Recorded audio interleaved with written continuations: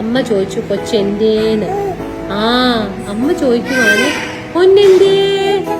അമ്മയോട് പറ ഞാനിവിടെ ഉണ്ടെന്ന്. പാപ്പൊക്കെ കഴിച്ചെന്ന് പറഞ്ഞേരെ അമ്മയോട്. ആ അമ്മയോട് പറ ഞാനേ എല്ലാം കഴിച്ചെന്ന് പറ. അമ്മ വിഷമിക്കല്ലെന്ന് പറഞ്ഞേരെ.